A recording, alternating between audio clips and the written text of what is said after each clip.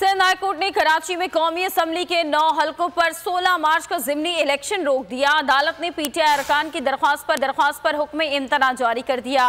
Case की मजीद समाअत 25 मार्च तक मुलतवी कर दी गई। अदालत ने आज़ाद उम्मीदवार के फरीक बनने की दरख्वास्त पर नोटिस जारी कर दिए। बोल के खिलाफ साजिश हुई, न गवाह मिला न सबूत, लेकिन केस में अब तक बरियत क्यों न हुई? जब मुद्दई और तफ्तीशी खुद एतराफ कर चुका है कि कभी कोई जुर्म हुआ ही नहीं, तो केस में बरियत क्यों नहीं हुई? बोल अपील करता है कि केस अवाम के सामने सुना जाए ताकि अवाम भी जान सकें कि बोल के साथ क्या हो रहा है। जिंदगी एक मैदान है और PSL 8 में हर टीम को छूना आसमान है। 6 टीमों के बीच धुआंधार लड़ाई। ये शोर न लड़ाई का है न डर का, ये शोर है जीत का, ये शोर है जुनून का।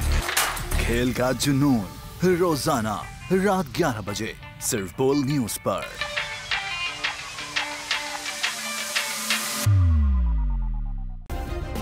सब्सक्राइब करें और बेल दबाएं ताकि कोई खबर रह न जाए।